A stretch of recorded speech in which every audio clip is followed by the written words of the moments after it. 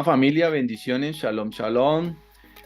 Quiero expresarles un grato saludo y el día de hoy, para aprovechar el tiempo, tenemos como invitado especial al More Gustavo Rivas Berti.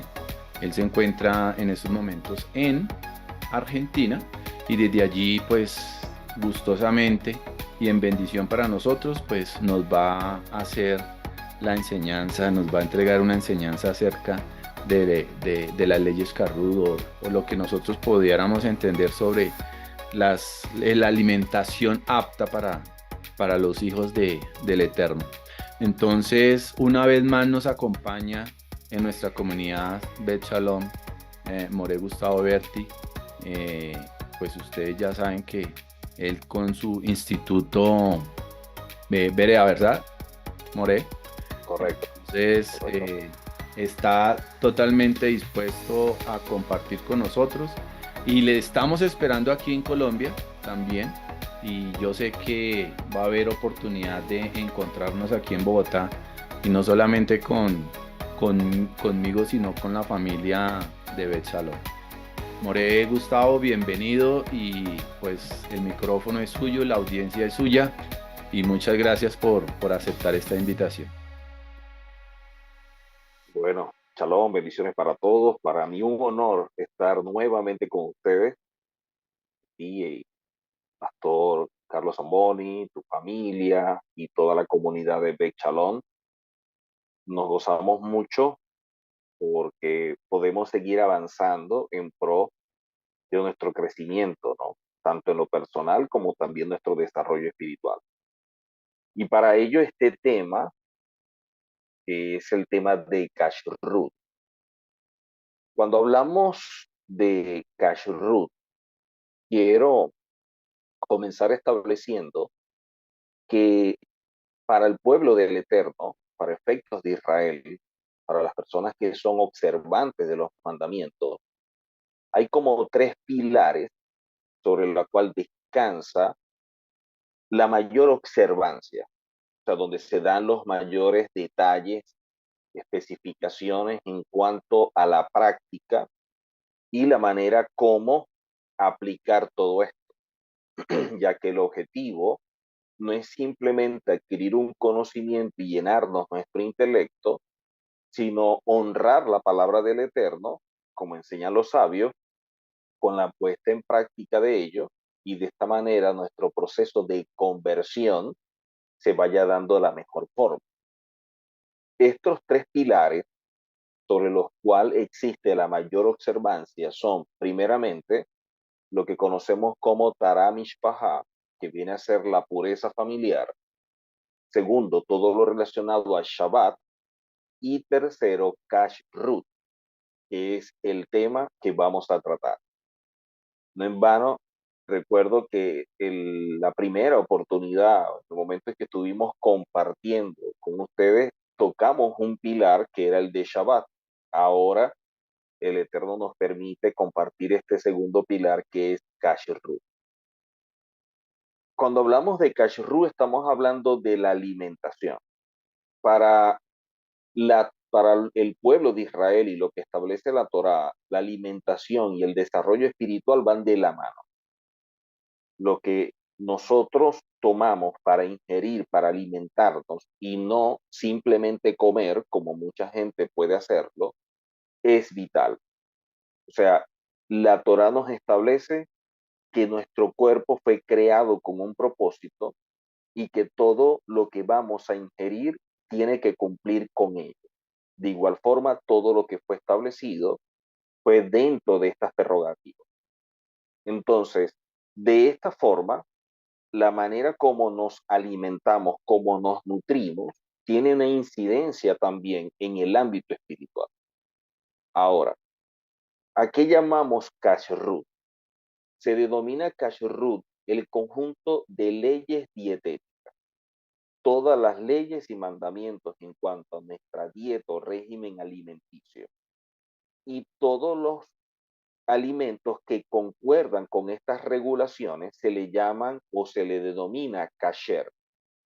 Dentro del pueblo de Israel hay un grupo sefardí que utiliza este tipo de expresión, kasher, y otro grupo que es askenazí que utiliza el término kosher. Los dos grandes grupos, tanto sefardí como askenazí, que guardan todas estas leyes de kashrut, utilizan este tipo de expresiones. O es kosher o es kasher. La palabra kosher o kasher significa algo que es apto, correcto o adecuado. Estamos hablando dentro del contexto del consumo humano, de su alimentación. Entonces, los alimentos que no se corresponden a estas leyes, o sea, los alimentos que son prohibidos o que pudieran llamarse también como inmundos, y dentro de todo esto también hay un término que también aplica, que es el de impuro, y más adelante vamos a explicar la diferencia entre uno y otro. Todo aquello que no es apto para comer se le llama trefa o taref. Todo depende de la forma como se utiliza en hebreo la comunidad. Las leyes básicas sobre kashrut se encuentran en la Torá y son interpretadas y explicadas ampliamente a través de la tradición hebrea. Lo vemos dentro de la Torá, lo vemos en libros escritos por grandes sabios, por grandes rabinos, como es el caso del Talmud, pero en el caso de la Torá, donde están las explicaciones, dentro de lo que está escrito, porque luego vienen especificaciones orales para ampliar o conocer mucho mejor lo escrito, aparece en Levítico 11 y en Deuteronomio 14. Deuteronomio 14 y Levítico 11 establecen toda la base sobre la cual descansa o reposa lo que es el kashrut. Y el propósito del kashrut dentro del marco de la Torá está relacionado con la pureza de la familia, la pureza ritual, la pureza de la santidad, tanto de la persona como del hogar. O sea, para alguien del pueblo del Eterno, la alimentación no es cualquier cosa, no es simplemente comer o satisfacer un deseo, sino que la gente se alimenta, a diferencia de comer, porque tienen conciencia de lo que están haciendo y el por qué. Entonces, yo estoy alimentándome con esto porque esto tiene un propósito en mi vida.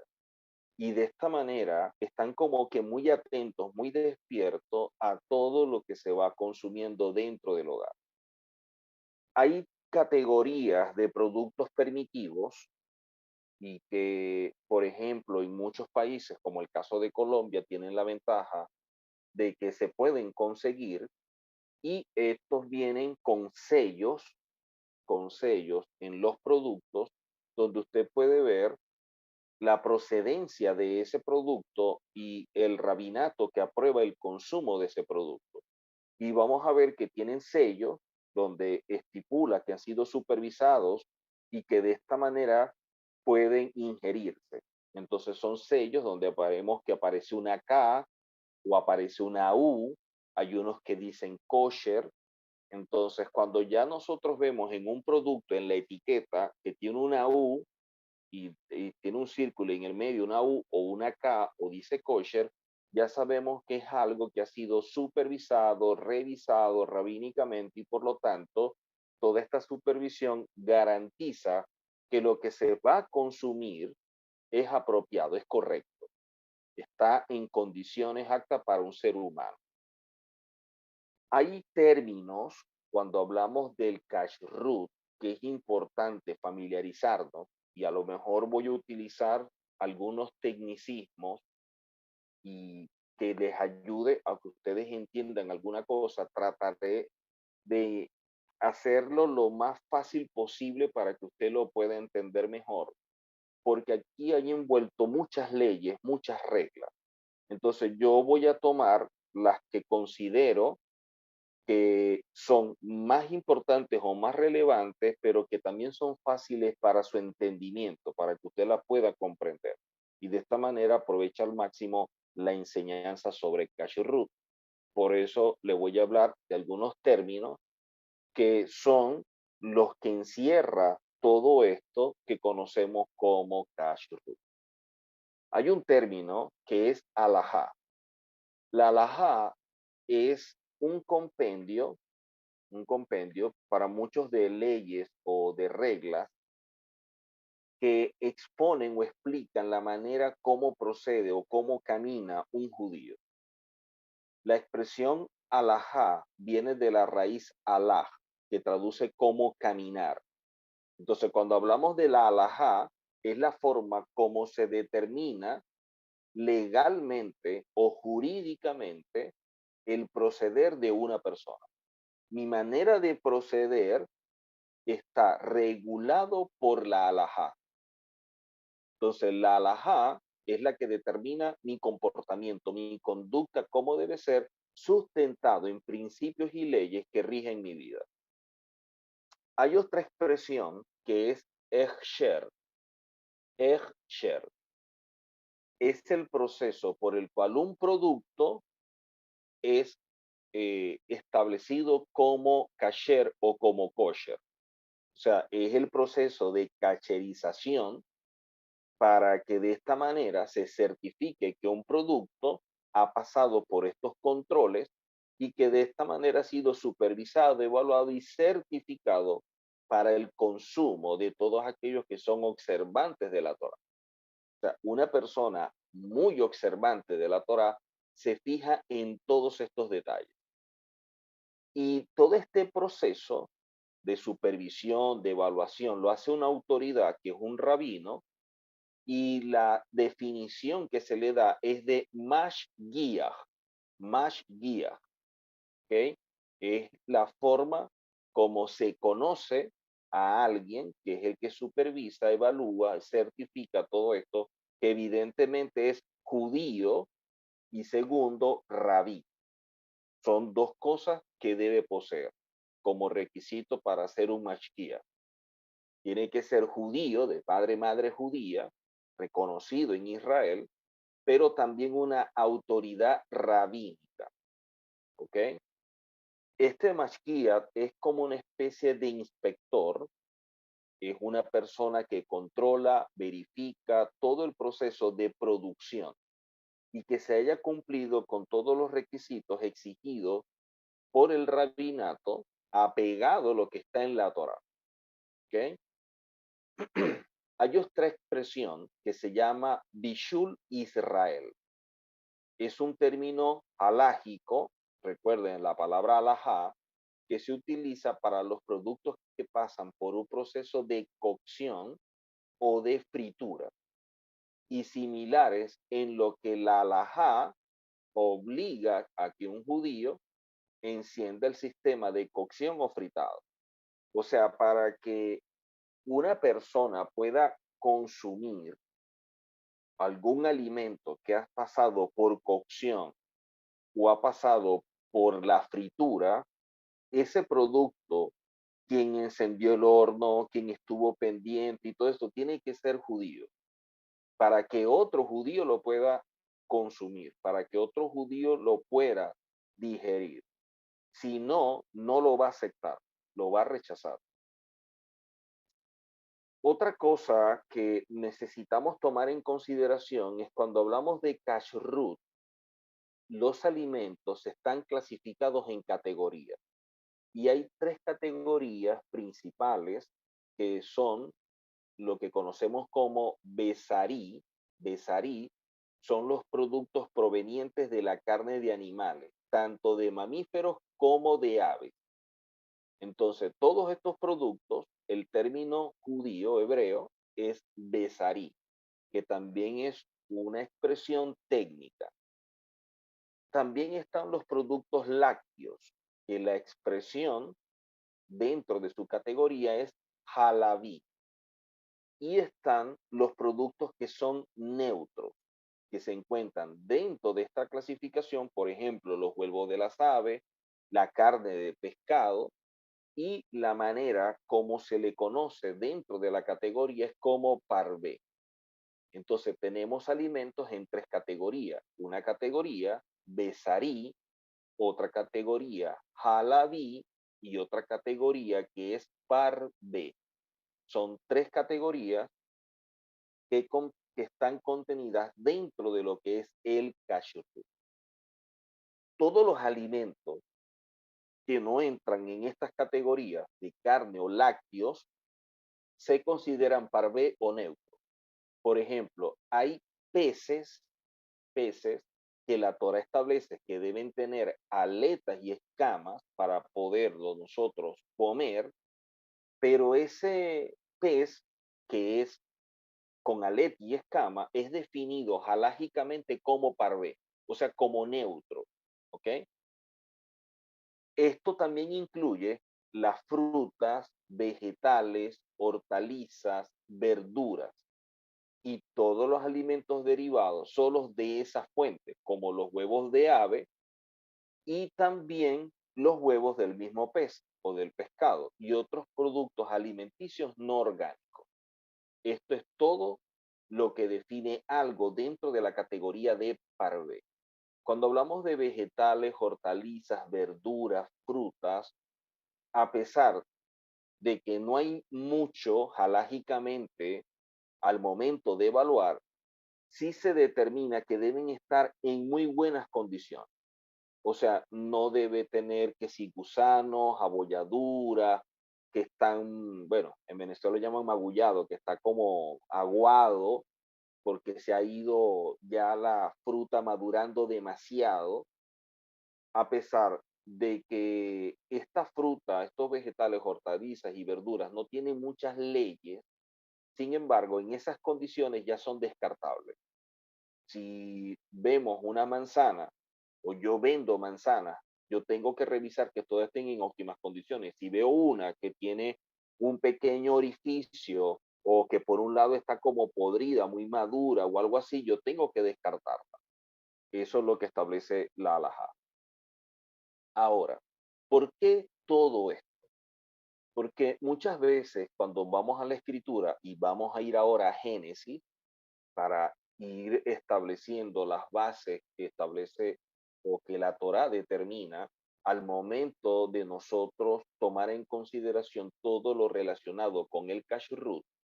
Muchas personas dicen, bueno, More, pero lo que pasa es que cuando vamos a Génesis, la palabra dice que todo lo que el Eterno creó era bueno.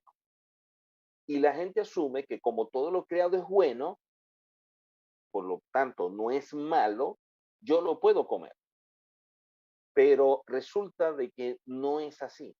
Lamentablemente, nuestras versiones de la Biblia no nos ayudan mucho en todos estos detalles al momento de querer llevar una vida observante, una vida en obediencia, o por lo menos si queremos mejorar en lo personal y en lo espiritual. A veces hay términos o expresiones que en las versiones bíblicas, por no ser traducciones, no colocan las palabras correctas. Y ahí es donde tenemos graves problemas. Por ejemplo, en Génesis capítulo 1,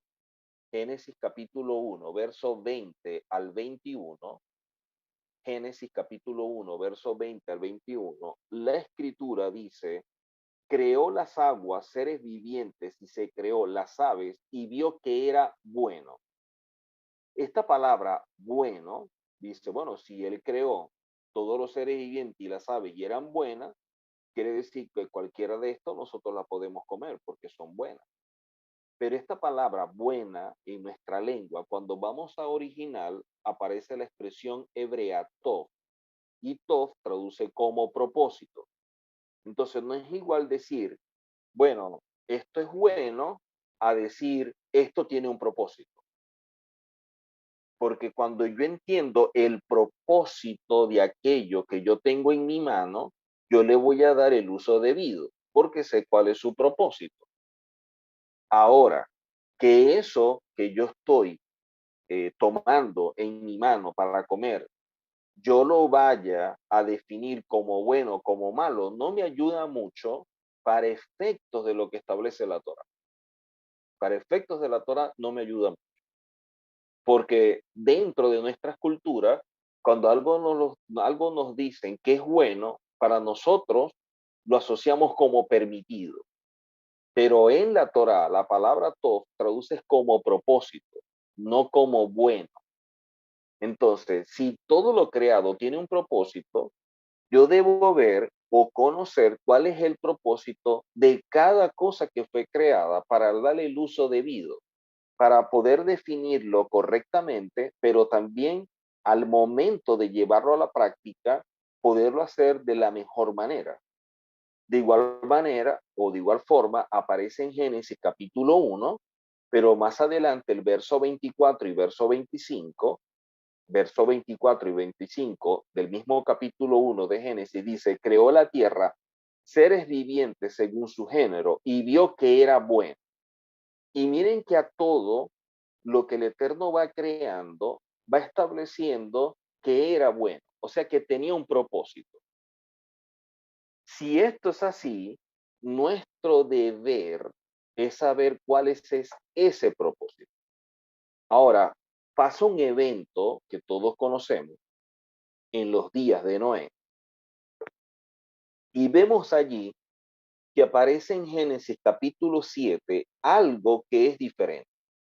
Porque en Génesis capítulo 7, verso 2 y verso 3, Génesis 7, verso 2 y verso 3 dice, de todo animal apropiado o de todo animal acto o en función de este tema, de todo animal kosher o kasher, tomarás 7 parejas, macho y su hembra, más de los animales que son inmundos, una pareja, el macho y su hembra.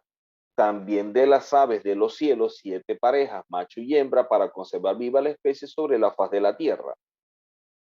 Entonces vemos acá que ya empezamos a ver definiciones concretas.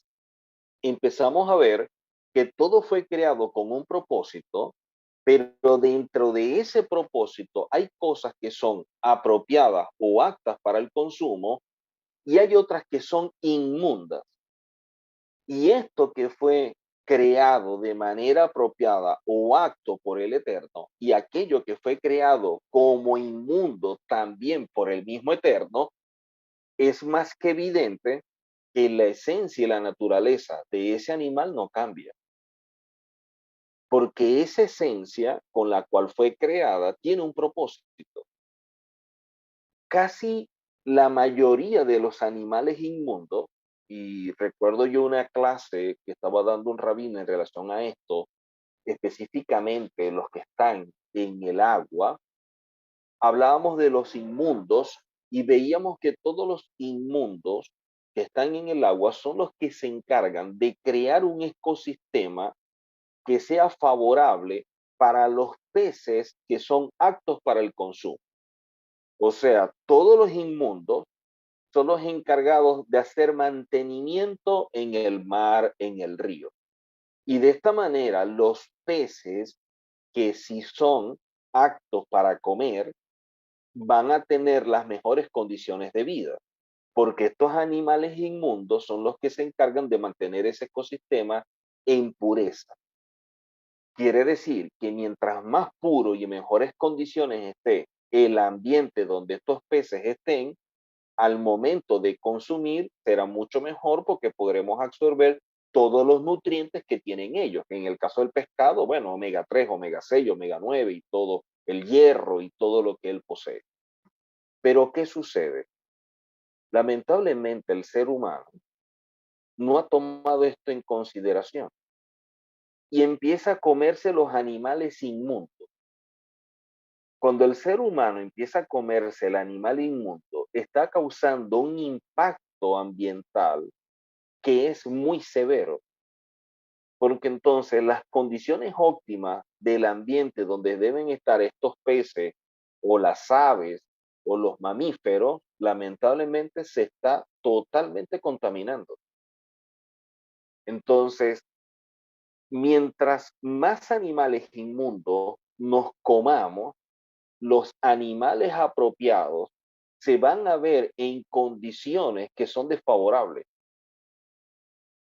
Por eso es que miren que dentro del arca colocaron una pareja de inmundo para convivir con 7 parejas que son aptas, que son apropiadas.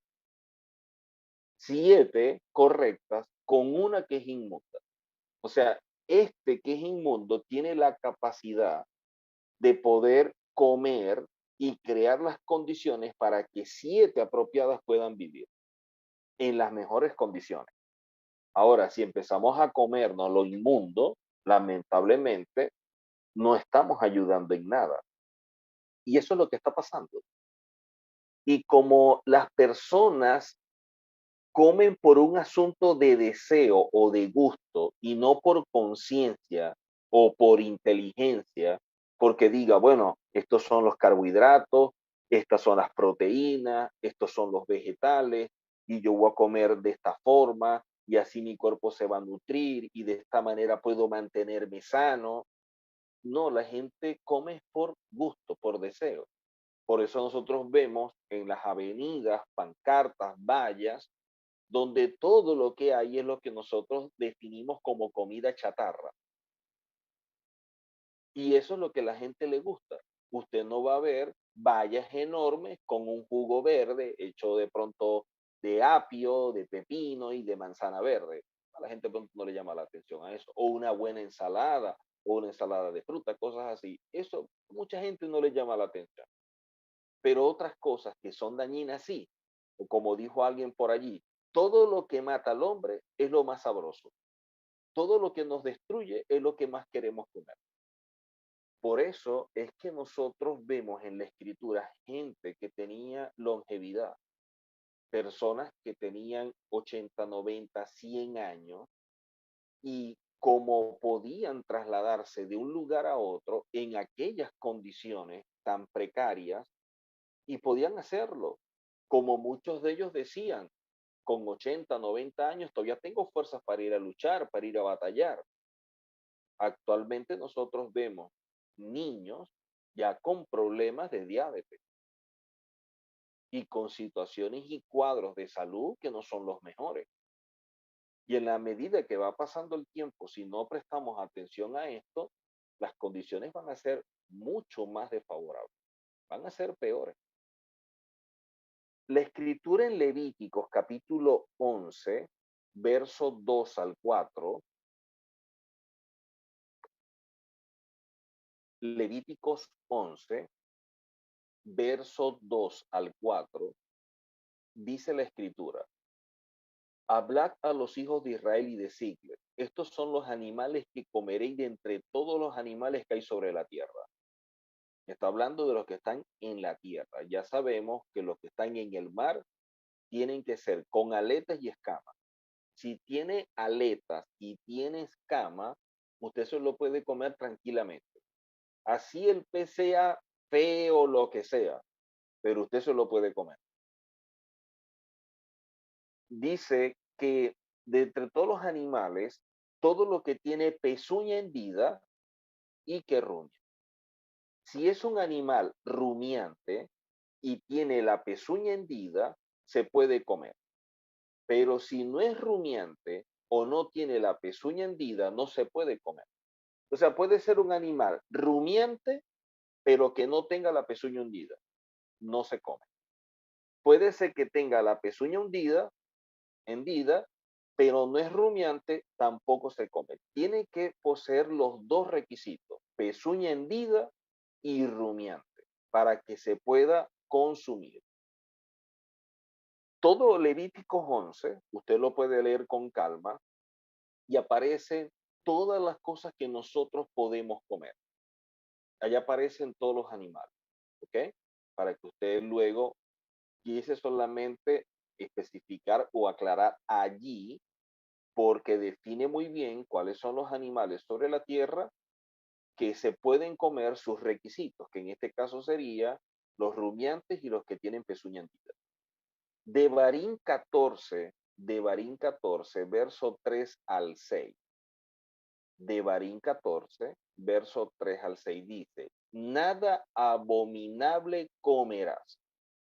Ahora, aquí utilizan o entra otra expresión dentro de todo esto. Ya vimos una expresión que es todo fue creado con un propósito. Luego vemos expresiones como inmundo o apropiado Ahora aquí vemos otra expresión, abominable. Esta expresión de abominable es lo que se define a todo animal que el Eterno tiene prohibido su consumo.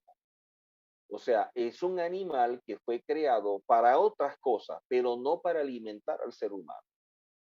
En pocas palabras, el ser humano, cuando consume esto, su cuerpo está preparado para procesar el animal y empezar a extraer todos los nutrientes que tiene y distribuirlos por el cuerpo para que cada uno de esos nutrientes cumpla un propósito. De estos animales, el cuerpo se confunde. O sea, el cuerpo no sabe qué hacer porque no tiene elementos para nutrir a su propio organismo. Entonces vamos deteriorando poco a poco en la medida que va pasando el tiempo nuestro mismo cuerpo. O sea, nos transformamos en enemigos de nuestra propia vida. Entonces, la escritura nos dice que nosotros tenemos que amarnos.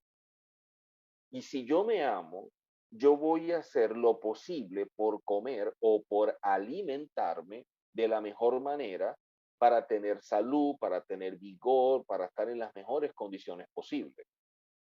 Más allá de que muchas veces vivimos en lugares donde todas las condiciones no están dadas. Entonces vamos a tener ciertas limitaciones al momento de querer consumir las cosas lo mejor posible. Entonces, Deuteronomio 14 dice, nada abominable comerás. O sea, para el Eterno, comer algo que primeramente es inmundo es un acto abominable a su presencia. Y estos animales que se pueden comer, los que se pueden comer, porque lo dice la palabra, dice, son el buey, la oveja, la cabra, el ciervo, la gacela, el corzo, la cabra montés, el ibis, el antílope, el carnero, todo animal de pezuña que tiene hendidura de 2 uñas y que rumiare entre los animales, ese podéis comer. O sea, aquí menciona algunos y eso nos ayuda a tener mayor claridad.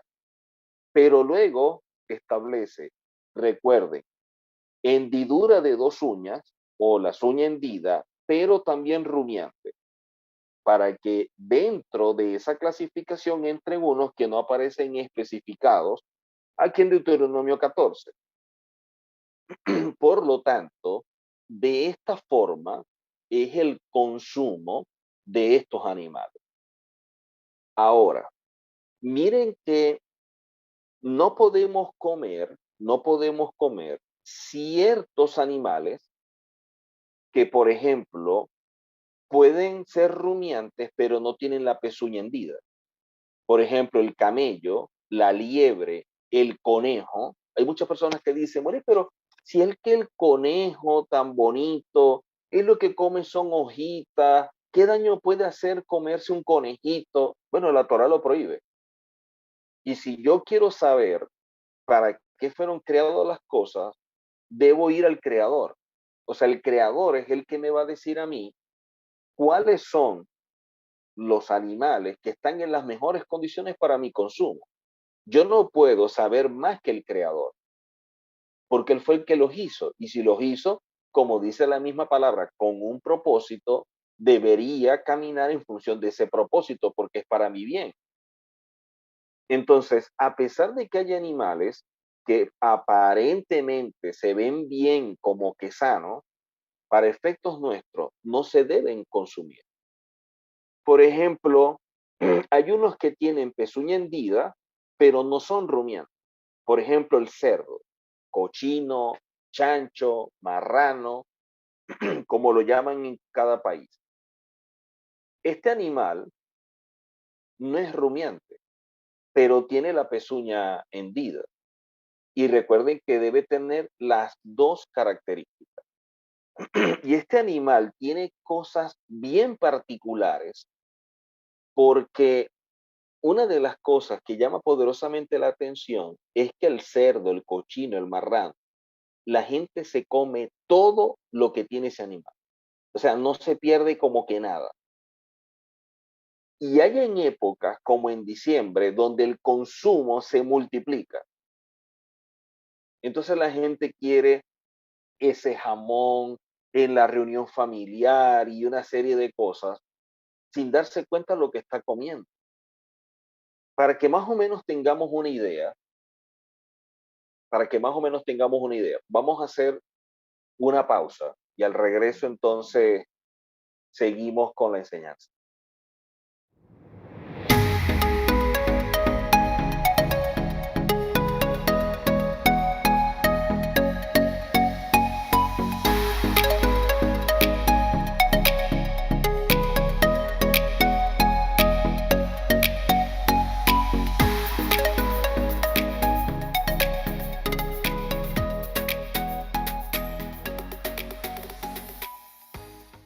Venimos hablando en relación al cerdo y decimos entonces que el cerdo es un animal que tiene pezuña hendida, pero no es rumiante. Por lo tanto, no se puede comer, no podemos consumirlo dentro de nuestra dieta alimenticia, de nuestro régimen alimenticio. Sin embargo, mucha gente lo come, le gusta y no desperdicia nada. Y hay meses donde la gente, hay como que una tendencia a un mayor consumo. Y había un registro que habla de que hay temporadas donde la producción y el consumo de este animal llega a 110 toneladas, o sea, 110 toneladas de este animal. Imagínense cuántos animales de esos han sacrificado para el consumo.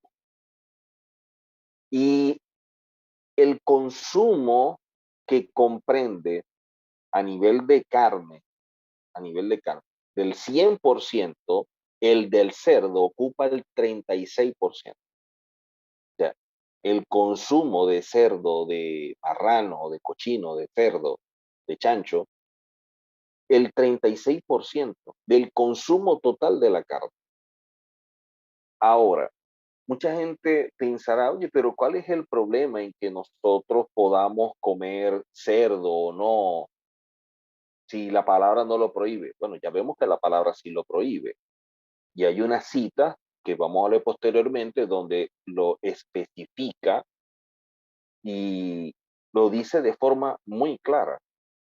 Ahora, hay un evento que nosotros vemos en el pueblo de Israel en relación al templo, cuando se habla de la abominación desoladora, y fue con la destrucción del segundo templo, donde vemos nosotros que en medio de todo lo que sucedió, para hacer la historia corta, el asunto fue que llevaron cerdo al templo para que de esta manera se sacrificara. Ese evento, dentro del contexto profético, fue visto como la abominación desoladora.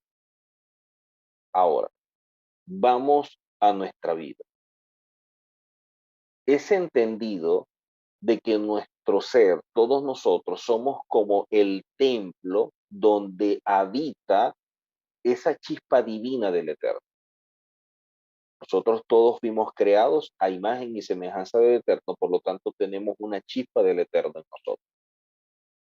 Si el templo hecho de manos de hombre, tan imperfecto, que llevaran un cerdo al templo fue visto como la abominación desoladora, ¿cómo puede ser definido el momento en el cual nosotros comemos cerdo? Para que ingrese en este cuerpo que fue creado con el propósito de tener una relación íntima con el Eterno. Y donde el mismo Eterno, leíamos previamente Deuteronomio 14, dice, nada abominable comerá. Y hemos visto personas que colocan cerdo en la mesa para comer y oran. Señor, bendice este alimento. ¿Cómo puede el Señor bendecir algo que para efectos de él es abominable? Si la esencia y la naturaleza de ese animal no se la podemos cambiar con una oración. Hay personas que piensan que sí, en medio de su desconocimiento. Pero es que la palabra dice claramente en Job, capítulo 14, verso 4, Job capítulo 14, verso 4 dice, ¿quién hará limpio a lo inmundo? ¿Quién hará limpio a lo inmundo? Dice luego, nadie, porque lo inmundo no se puede revertir. En la escritura tenemos un problema, como decíamos al principio, con las versiones de la Biblia, porque coloca ciertas palabras que no nos ayudan como que a mantener la diferencia entre una cosa y otra. Y eso lo que hace que no estemos como que atentos o entendidos de lo que la palabra nos está diciendo. Y es el término de impuro y el término de inmundo. Y sobre todo en lo que conocemos nosotros como el Nuevo Testamento, vamos a ver que estas expresiones aparecen en términos que no fueron colocadas cuando estudiamos el contexto de la mejor forma. Un animal inmundo, de la palabra hebrea tamé, significa que su esencia es sucia, su naturaleza es sucia. O sea, está relacionado directamente con la naturaleza del animal. O sea, fue creado de esa forma. Esa esencia no cambia. Lo leímos hace rato en Job. ¿Puede alguien limpiar lo que es inmundo? Nadie. Pero hay algo que también vemos nosotros, que es la expresión impuro. Impuro es una condición espiritual, por llamarlo de una forma entendible para usted. No es inmundo, es impuro. Por ejemplo, la palabra establece que nosotros podemos comer chivo o vaca, y de la vaca aquello que está permitido comer, evidentemente. Entonces, ese animal es apto para comer, es apto para comer, pero resulta que el proceso que vivió ese animal hizo que quedara impuro. Y eso lo vamos a ver mucho en el Nuevo Testamento, mucho en el Nuevo Testamento. Lo que pasa es que no tenemos tiempo para abordar todas esas citas donde la gente quiere justificar el consumo de ciertos animales que están prohibidos, como la cita donde vemos a nosotros el caso de Pedro con el lienzo, mata y come. Pero la gente no lee luego de ese verso todo lo que sucedió en ese capítulo 10 y más adelante el capítulo 11, cuando Pedro habla claramente qué es lo que se está especificando y tiene que ver con el ser humano y la justificación con el Mesías y todo esto, que no es el tema. Pero vemos que muchas veces en lo que conocemos nosotros como Nuevo Testamento, producto de no tener las expresiones correctas y tampoco conocer las definiciones en la Torá, se le da un sentido diferente al bíblico. Entonces, lo inmundo es algo que en su esencia, en su naturaleza, es sucio, es abominable a los ojos del Eterno.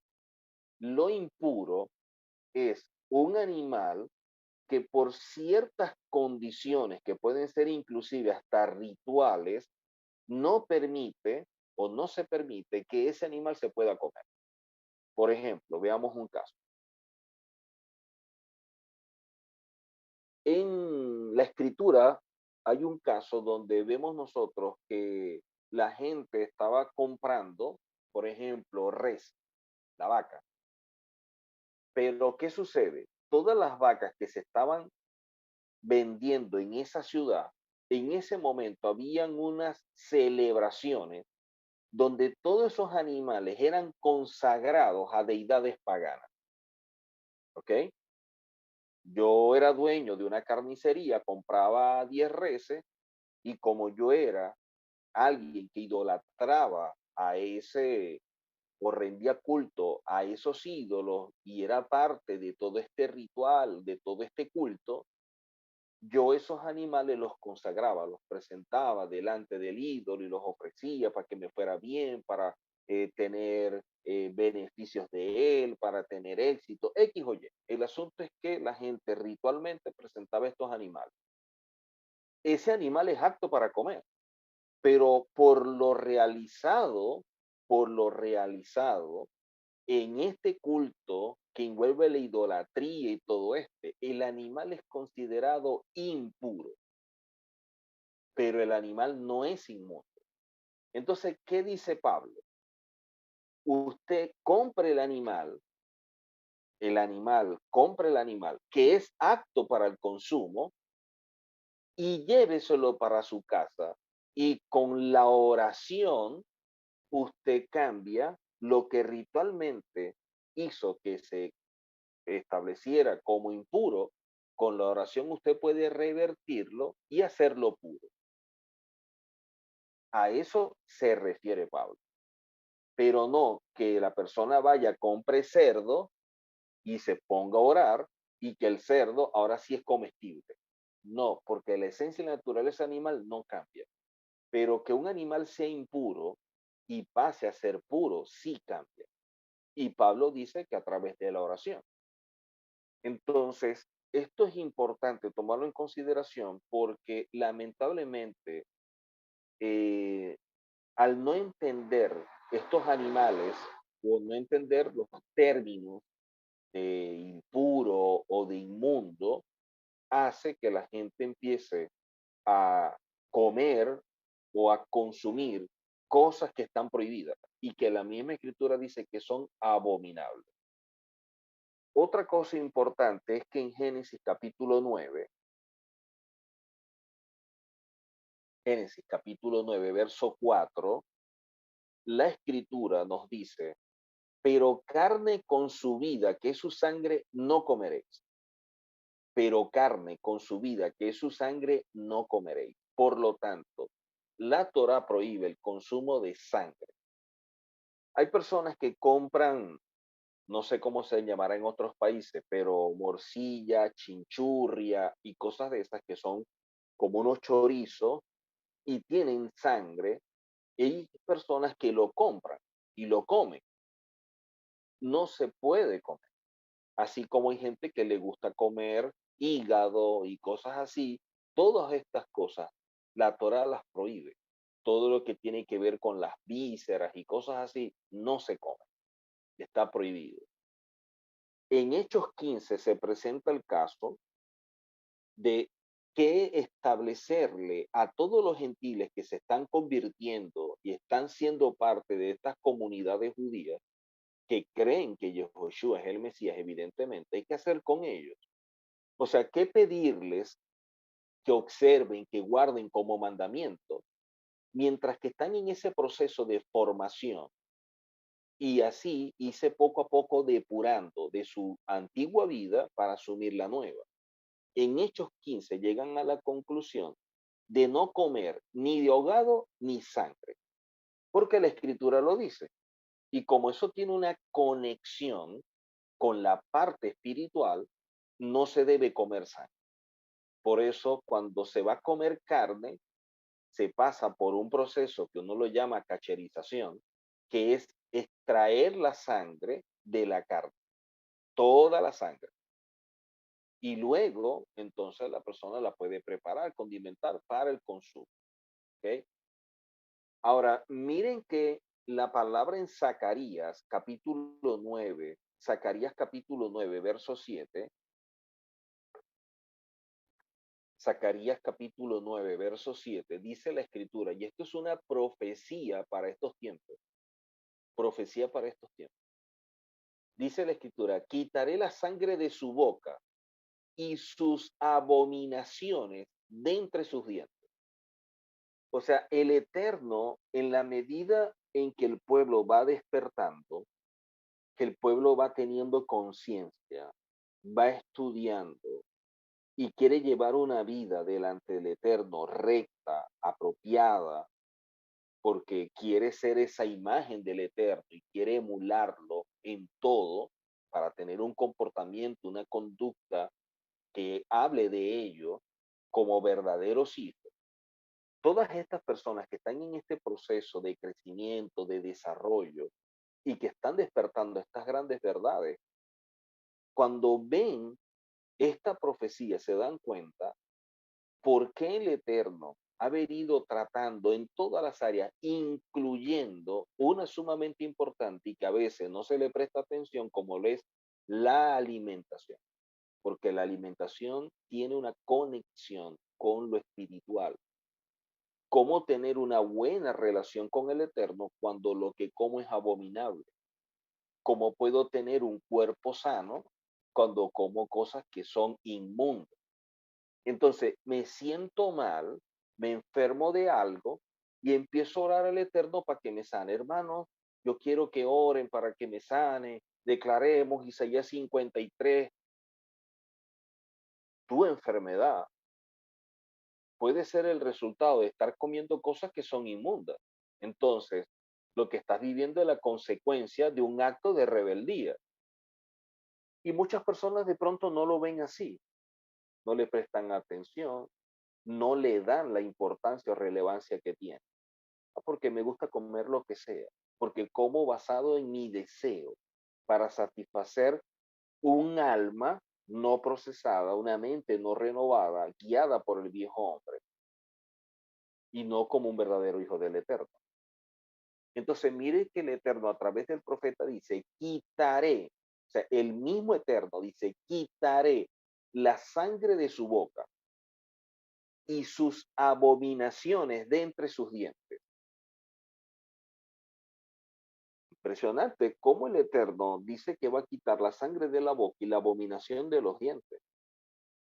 Y si eso es una profecía, debería caminar apegado a esa profecía. O sea, debería esforzarme para que esa profecía se cumpla en mi vida y decir, yo no voy a consumir sangre porque el mismo Eterno está obrando para quitarla. ¿Cómo yo la voy a consumir? Entonces yo voy contra la voluntad. Si el Eterno quiere quitar la abominación de nuestros dientes, ¿cómo yo voy a comer algo que es abominable? Entonces voy en contra de su voluntad y en contra de lo que proféticamente está establecido. En Deuteronomio capítulo 7, verso 26, Deuteronomio 7, verso 26, miren lo que dice la escritura.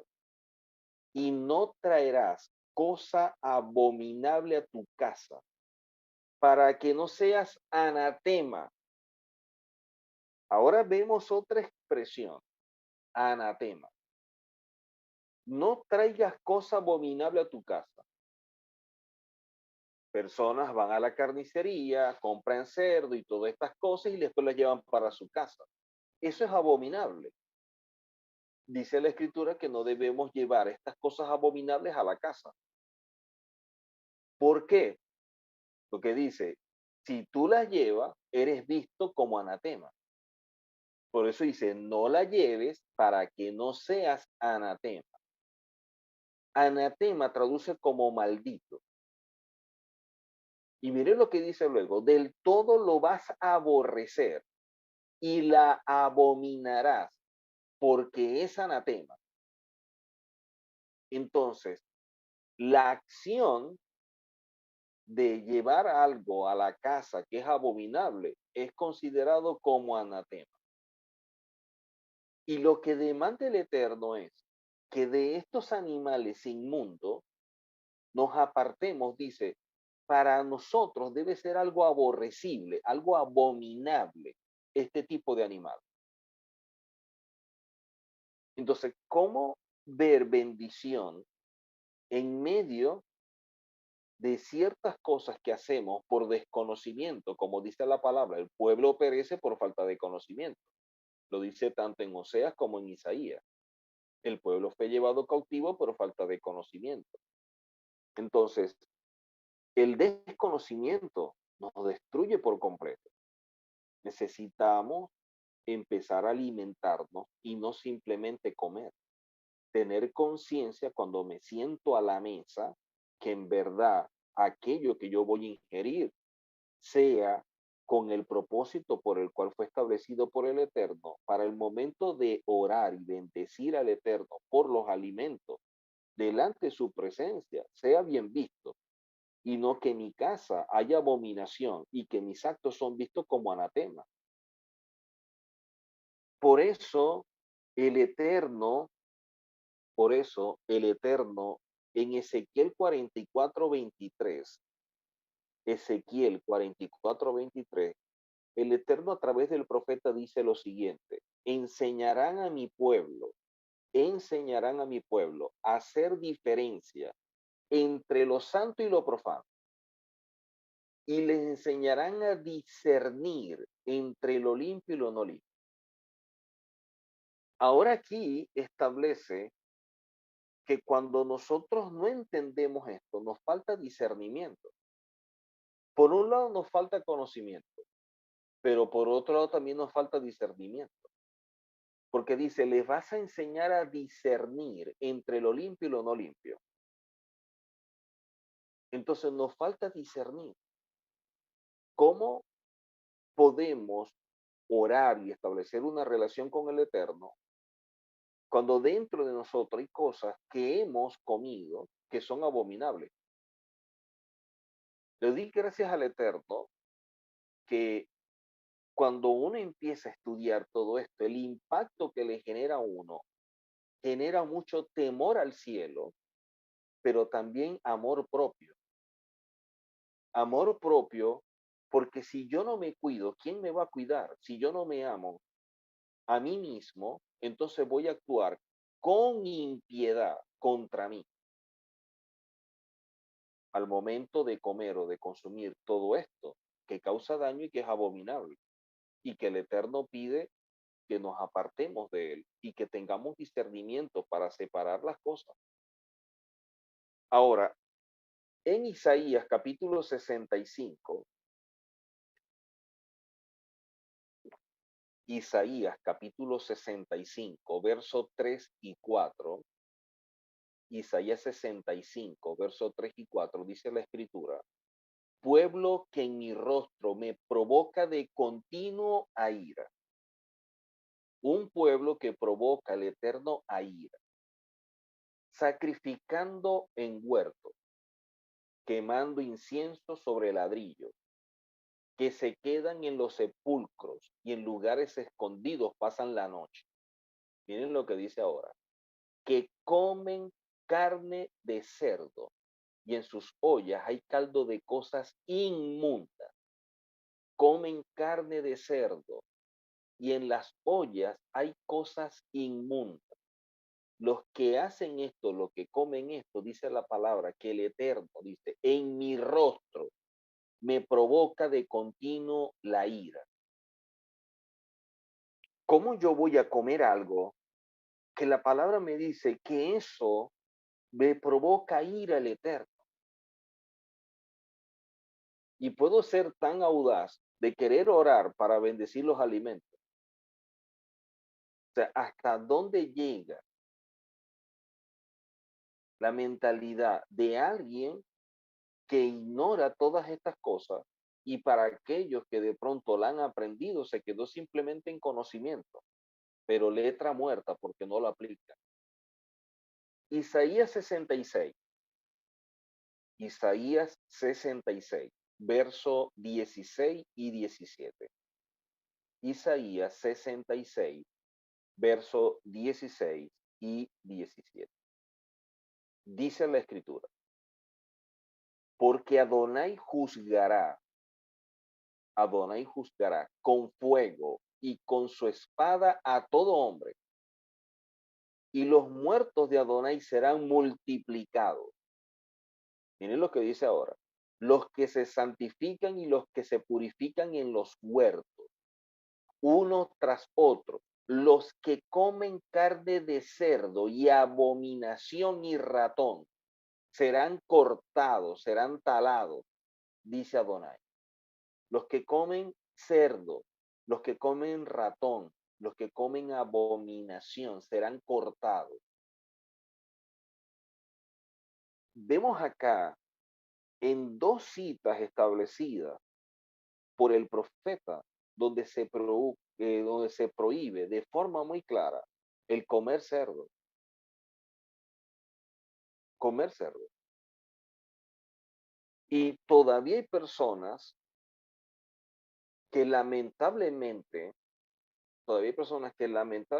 buscan cualquier cita para justificar comer cerdo porque les gusta. O sea, mi deseo y mi gusto pasa por encima del daño que me causa a mí a nivel de salud y a nivel espiritual, pero el satisfacer mi deseo pasa por encima de lo que yo estoy generando en el eterno y de las consecuencias que trae para mi vida. O sea, la alimentación no es cualquier cosa. Debemos empezar a prestar atención en todo esto. Entonces, cuando hablamos de kashrut, debemos tomar en consideración todos estos animales, todos estos animales, para que de esta forma nosotros podamos entonces comer de manera correcta. Ahora, en el caso de la carne, que yo decía hace rato que no podemos comer carne que contenga sangre, por ejemplo, en el caso del pescado no, en el caso del pollo, regularmente la gente lo que come es la pechuga, que es blanca, no tiene sangre. Sin embargo, hay una expresión técnica que es melijá. Melijá es el salado para extracción de la carne. O sea, es la forma en que se procede para comer carne de manera correcta al retirar de ella la sangre, regularmente en la carne que es roja, aunque hay casos en carne blanca que los rabinos dicen que también hay que hacer. El primer paso, hay que lavar bien la carne, hay que lavar bien. Segundo, dejarla reposar para que se vaya secando y así va botando la sangre. Luego, cuando ya está secándose, cuando ya se está secando, entonces se le va a colocar sal. Regularmente, mucha gente utiliza sal en grano. Hay gente que también utiliza sal marina, porque esa sal no se adhiere.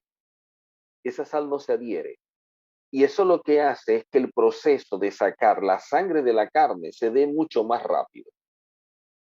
Luego, después de haber salado la carne y haber dejado para que bote toda esa sangre, entonces lavamos bien la carne para quitarle todo lo que tiene. Y de esta manera, de esta forma, entonces estamos creando las mejores condiciones para comer la carne. Luego hay que dejarla reposar en un envase, así como lo que utilizan para colar los espaguetis, que tienen como agujeros, colocar la carne para que de esta manera vaya botando toda la sangre y luego de cierto tiempo se va a colocar bajo el chorro de agua y lavarla por lo menos 2 veces. Esta carne va a quedar en las mejores condiciones para poderla comer. Y si esa carne se va a hacer asada o en la parrilla, que sea bien asada. Hay gente que dice, no, término medio. Entonces por arriba está asada, pero cuando se corta se ve que en el medio está como cruda, se ve la sangre. Eso está prohibido. La Torá no lo permite. Entonces de esa forma vemos nosotros cuál es el proceso para comer la carne y de esta manera entonces hacerlo de forma apropiada, de forma correcta para nuestro consumo.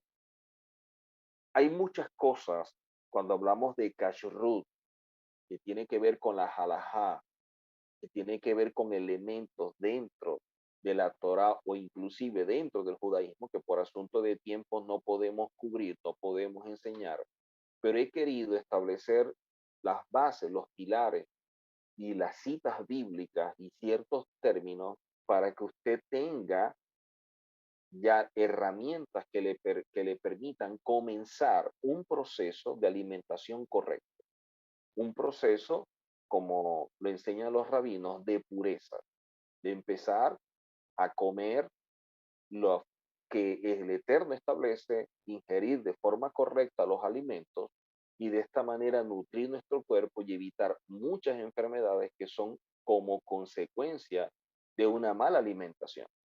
Yo he visto casos de personas que sufren de ciertas cosas y cuando empiezan a guardar cash root, empiezan a sanarse, empiezan a sanar, porque el cuerpo empieza a depurar todo lo que tiene y nuestro cuerpo, sus órganos se van regenerando y eso va ayudando a estar en mejores condiciones.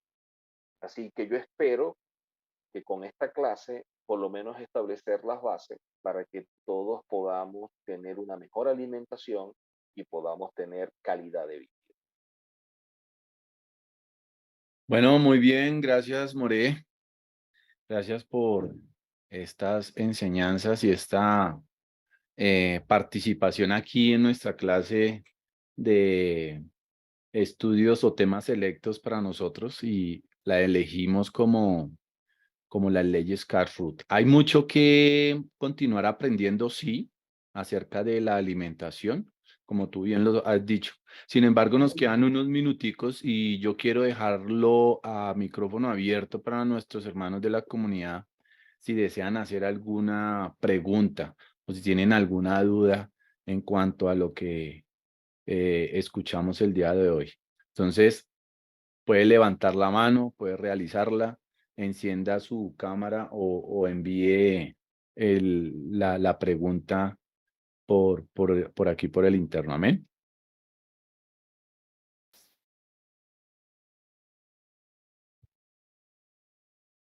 Bueno, aquí me llega una pregunta a mí. Listo, Milais. Entonces le damos el espacio a Milais que nos escucha desde España. Y shalom, shalom para todos. Buenas noches.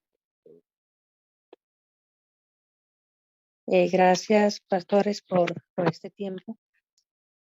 Bueno, mi pregunta es cuando decía el pastor acerca de la vaca cuando ha sido consagrada, ¿sí? Y que la persona ora como para purificarla nuevamente, ¿sí? Poderla consumir. Correcto. Entonces, mi pregunta es, cuando un alimento es preparado, o por ejemplo, para, digamos, Navidad, ¿sí? Yo este año es mi primer año que no participo de la fiesta ni de Navidad ni de Año Nuevo. Ese alimento, bueno, yo no consumí igual, ni participé ni consumí ningún alimento que se preparó en esas dos fechas. Mi pregunta es, ¿ese alimento si yo lo hubiera, o sea, si yo hubiera orado y lo hubiera santificado, o sea, nuevamente se podría comer o se podría santificar esos alimentos, por lo que se hizo para esas fechas?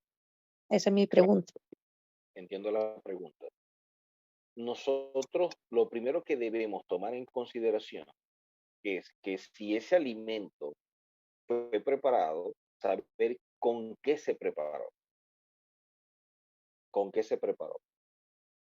Porque muchas veces hay cosas que traen los productos que tienen cerdo. Y de pronto cuando lo leemos nos damos cuenta que entre los ingredientes tiene cerdo. Por ejemplo, hay cubitos sabroseadores que dicen de carne de pollo. Y cuando yo lo leo dice carne de pollo, pero dice carne de pollo, dice cerdo y esto y lo otro y lo otro. Entonces, a pesar de que dice que tiene carne de pollo o es hecho en base a carne de pollo, también tiene cerdo. Y de pronto, por ejemplo, el plato que se hizo fue una ensalada o X que era de pollo y se condimentó con eso. Eso tiene cerdo. Entonces, con ello hay que tener cuidado, por un lado. Pongamos el caso que no, que todo lo que prepararon, nada está prohibido. Todo lo que prepararon era permitido, una ensalada, un arroz, un pollo, una cosa, todo está dentro de lo apto. Pero fue una comida que se preparó para una cena de una fiesta que es pagana. Entonces, de pronto no participé, pero alguien dijo, le voy a guardar a Miladis este platito de comida y se lo llevaron. Mira, aquí te traje. Entonces, que la persona vaya a comerlo sí pudiéramos orar y decirle, bueno, Padre, estos alimentos son actos por ti, bendícelos, y cualquier cosa que se haya hecho por culto, por un asunto que tenga que ver con una celebración pagana, pedimos que tú bendiga los alimentos. Ahí sí pedimos, Señor, bendice los alimentos. Y de esta manera lo podemos comer, nos podemos alimentar con él. Pero no, no está hecho de cosas inmundas. Ok, muchas gracias, pastor. Ok, A la orden. Colocaron ahí un mensaje, que hay alimentos, pero no me dio tiempo a leerlo todo. ok, dice que hay alimentos como pollo, carne de res o pescado que se preparan con insumos de cerdo o grasa de cerdo. Sí, hay un ejemplo también, como lo vemos hoy en día, hay un insecto que se recoge sobre todo en el Perú, no sé realmente aquí en Colombia, que se llama la cochinilla. Entonces, ese insecto se está recolectando para sacar el colorante, porque pues todo ese insecto se machaca y se deja secar, es como especie de una mosquita, pero él bota un color rojo carmesí.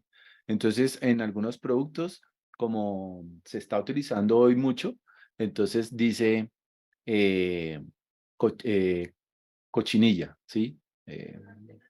Sí, producto colorante natural, cochinilla, pero realmente es un insecto y se le está colocando, por ejemplo, a las salsas de tomate, eh, bueno, a alimentos como de paquete y todo eso. Tenemos una pregunta de mi hermano Miguel Olarte.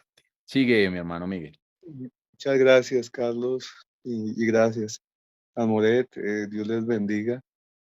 Amén, Em, igualmente. en- bueno, en cuanto a lo que tiene que ver en la ingesta de nosotros, hay algunas cosas que se consumen por tema de tradición, de costumbre. Hay algunas cosas que nosotros somos responsables porque las preparamos. Y en la segunda, a veces no solo por eventos, sino por las culturas del país, en el caso del asado huilense, tratándose en el tema de los tamales que tienen tocino de cerdo, eh, y la lechona que es típico, pero a veces nos encontramos en eventos que son como de la cultura de las personas, y el tema de la comida es como una ofensa de que alguien le sirva un plato y no consumirlo, pero obviamente primero están los preceptos de Dios. Y en segundo lugar, de hecho, cuando un tema de cáncer o una enfermedad terminal, lo primero que hacen quitar es la carne, y quitar muchos alimentos que la palabra del Señor menciona. En el caso obviamente que debe ser los peces que tengan escama y eso. Y hay gente estudiosa en ese tema. Entonces, como el proceder de uno es de ser como en la vida espiritual, debe ser uno firme, ¿no? Es la pregunta, ¿no? Claro. Bueno, vamos a cerrar la transmisión y volvemos para responderle esta y las demás preguntas que hay.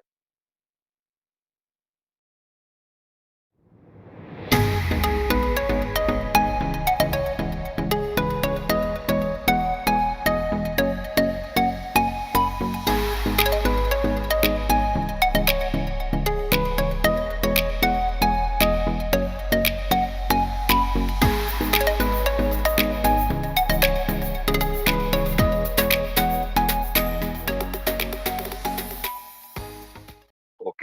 En relación a lo que decía hace rato el hermano, evidentemente, nuestro compromiso es más con el Eterno. A veces queremos quedar bien con el hombre y no con nuestro Padre Celestial, cosa que no debería ser. Pero yo pienso que también debemos tener discernimiento y mucha sabiduría, por lo que hace rato comentaba, no sea que sin intención pudiéramos ofender a alguien o alguien se sienta ofendido porque hemos despreciado un alimento y la persona de pronto no entiende que es por un asunto de nuestra vida espiritual, de nuestras creencias. Por ejemplo, yo daba clases con el instituto en Venezuela en diferentes ciudades. Iba a las ciudades y habían congregaciones donde el instituto funcionaba y allí dábamos una formación tanto al pastor como a las personas que eran de esa congregación y el pastor también invitaba a otros. Y entre esos otros, recuerdo yo que había una pastora que me tenía mucho cariño y tenía poco tiempo estudiando y se veía muy interesada. Y ella empezó como decir en julio, agosto, llega diciembre y cuando yo voy a dar clase, ella me llama a mí aparte, me dice, More, mire lo que le mandé a hacer, un pan navideño, pero eso sí, con bastante jamón.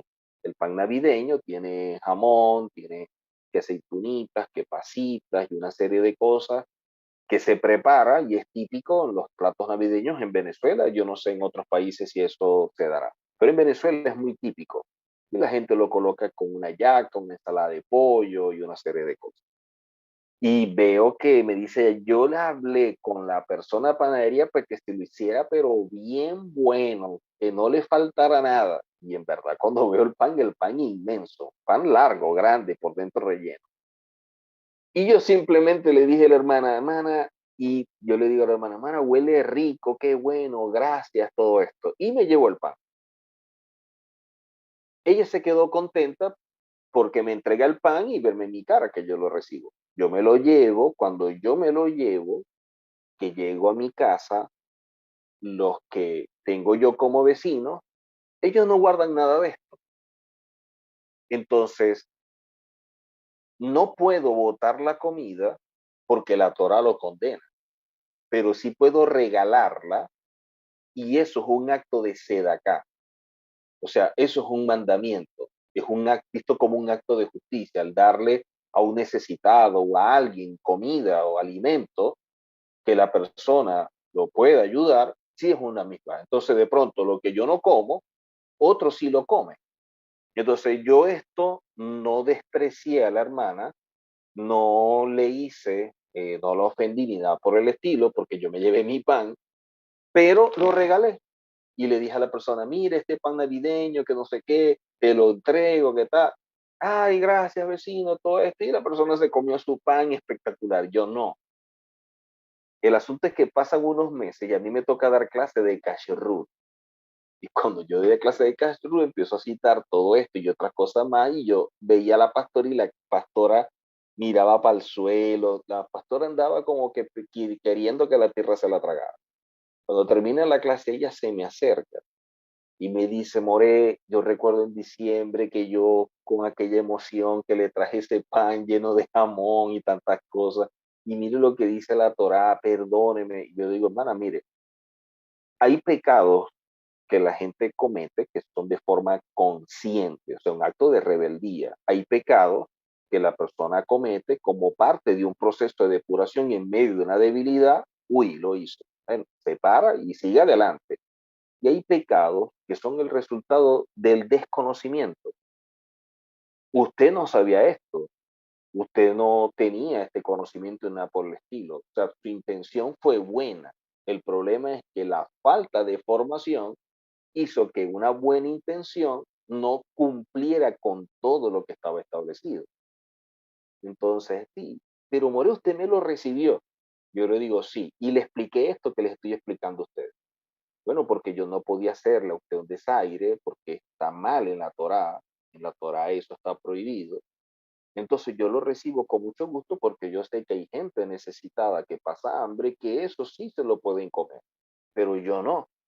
Entonces yo quedo bien con usted, pero también quedo bien con otras personas y sobre todo quedo bien con el Eterno. Para ese tipo de casos que se den, donde de pronto llegamos a un sitio y sabemos que es una reunión extraña, lo que sea, llegó Navidad, nos llaman con el plato, recíbalo, recíbalo y si usted ve que se puede comer, bueno, que el Eterno bendiga los alimentos. Si ve que lo que hay no se debe comer, ofrézcaselo a una persona que sí pueda comerlo y estás dando una acá, está ayudando a un necesitado, a alguien que sí tiene hambre. Y de esa manera queda bien con todo, sobre todo con el Eterno.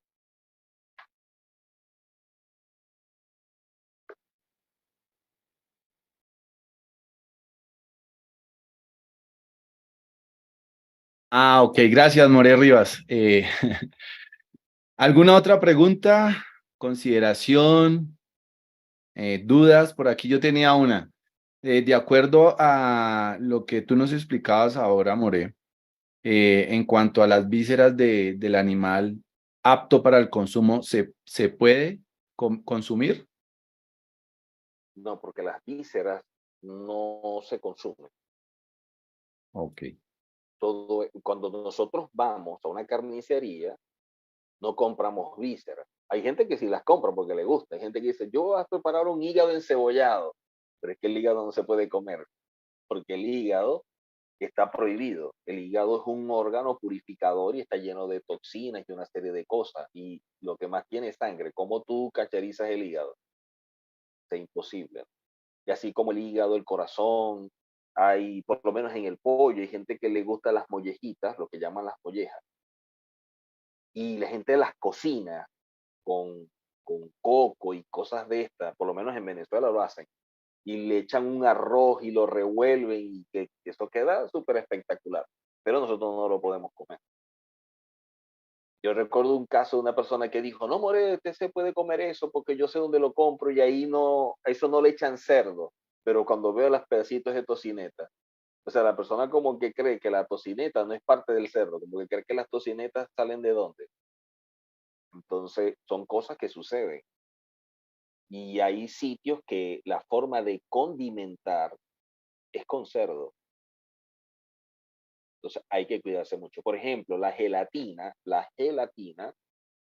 yo no la consumo porque la gelatina, la forma de hacerla lleva cerdo. Entonces, hay lugares, negocios que son judíos, que venden gelatina y la base, la esencia con la que la hacen y lo que utilizan para que cuaje, no es de cerdo ni nada por el estilo. Entonces uno puede comer ese tipo de gelatina. Y así como la gelatina, tantas cosas que hay.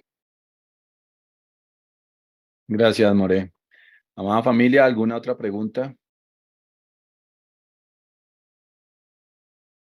Eh, Muchas personas dicen que con la muerte de nuestro Mesías Yeshua, pues él hizo aptos y limpios los alimentos. ¿Cómo puede uno responder rápidamente? Porque yo sé que muchos de mis hermanos dicen, uy, ¿y aquí qué respondo? O callo, o no discuto, o muy... Yo les he dicho a mis hermanos, como tú acabas de decirnos ahora con el testimonio del pan, nosotros debemos tener mucho tacto con nuestros hermanos para poder expresar el recibir o el no recibir o dar una explicación, ¿no? Para no Incluso llegar a conmigo, ofender, sí. esta familia.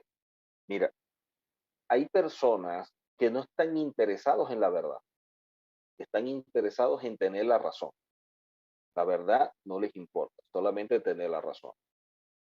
Y si saben que tú no comes esto, lo hacen a veces adrede, simplemente para crear la polémica. Entonces uno tiene que ser muy sabio en ese aspecto. Hay personas que si es por desconocimiento y dicen, bueno, el Mesías murió y quedó todo esto abolido y ahora uno puede comer todo porque la palabra por aquí sacan unas citas que no aplican ni nada por el estilo. Entonces, yo primero tengo que ver si tengo el tiempo y la persona está interesada en saber la verdad y mi respuesta. O sea, yo le pregunto, ¿usted tiene tiempo para que hablemos del tema? O sea, usted quiere aprender, quiere saber la verdad. Ya usted puso su punto. Ahora yo quiero con la Biblia explicarle lo que usted está diciendo. Porque hay gente que no le gusta que le digan algo que es diferente a su sistema de creencias. Entonces ellos crean un mecanismo de defensa que cuando tú lo estás abordando se sienten incómodos y se bloquean. Y simplemente se bloquearon y no quieren saber nada. Entonces no podemos violentar su libre albedrío, lo dejamos tranquilo.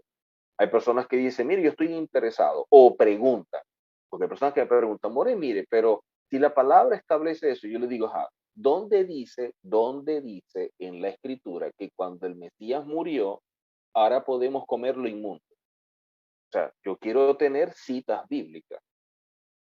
Y ya que para efectos nuestros, para establecer algo como parte de nuestra vida, de nuestra práctica, lo que establecieron las autoridades desde los días de la reforma para acá es que debe tener mínimo de 3 a 4 citas bíblicas que lo justifiquen. ¿Ok? Entonces, de esta forma, yo le voy a exponer, o usted expóngame con esas 3 o 4 citas bíblicas, lo que usted considera que ahora, por el Mesías, por Cristo, ya podemos comer todo. Que la gente trata de justificar las cosas con ese concepto de la gracia, sí, lamentablemente. El concepto de la gracia es un concepto totalmente distorsionado, porque da a entender que ahora la vida de creyente es una vida anárquica. Mire, en los países existe una constitución con sus leyes, y eso es lo que establece un marco de derecho.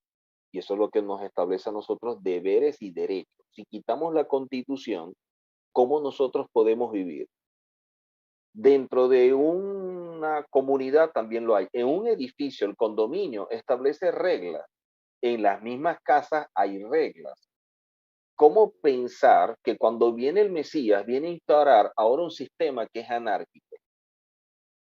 El problema es que como muchos creyentes no están interesados en el cambio de su vida, no están interesados en renovar su mente, en ser verdaderos hijos con acciones que lo revelen, sino que simplemente tienen una vida religiosa o utilizan esto como un recurso simplemente para sentirse como que bien y yo no me voy para el infierno. Entonces utilizan la gracia para justificar una vida desordenada. Porque dicen, bueno, es que estamos bajo la gracia. ¿Dónde dice eso? O sea, tenemos que entender dónde es que está eso. Yo se los he dicho a muchas personas, ¿cómo que ahora es que estamos en la gracia y antes no? Pero si la palabra dice que el Eterno es el mismo de ayer, hoy y siempre, ¿cómo es que antes no había gracia? ¿Tú piensas que no había gracia cuando vemos a un Adán y a Eva fallando y el Eterno más bien los protege y les da oportunidad? ¿Tú ves que no hay gracia cuando tú ves desde Génesis en adelante todo lo que han hecho en contra del mismo Eterno y el Eterno le sigue dando la vida? Nosotros mismos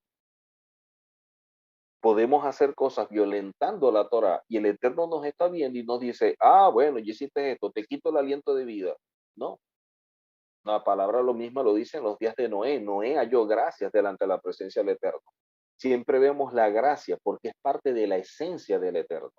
No es que ahora hay gracia, es que siempre ha existido, porque eso es parte de su amor, de su bondad, de su forma de manifestar misericordia para con nosotros. Pero hay gente que utiliza eso para justificar, y en este caso, el hecho de querer comer lo que le apetece. Y los principios y las leyes por un lado, pero a mí me gusta esto, yo me lo como. Ah, pero quieren una vida en bendición, quieren una vida que les vaya bien en todo. ¿Cómo? Hay gente que de pronto no asocia la obediencia con la bendición, sino que el Eterno me tiene que bendecir porque sí, como si el Eterno estuviera obligado conmigo o en deuda conmigo, o como si el Eterno fuera el genio de la lámpara que yo la froto y me cumple mis deseos. O sea, hay muchas personas con conceptos totalmente distorsionados de la palabra, del Eterno y de sí mismo, y es lo lamentable. Por eso cuando estudiamos las escrituras bajo la perspectiva hebrea, empezamos a entrar en un orden y las cosas tienen sentido. Pero a mucha gente le gusta vivir en desorden. Y la gracia justifica una vida irresponsable. Gracias, More Rivas. ¿Alguien más, amada familia? Si no, pues entonces quedamos hasta aquí con esta clase y esta enseñanza de Karut. Que si las gomitas, esas gomitas que venden, que hay aciditas, dulcitas, tal, todo eso también tiene elementos hechos con cerdo.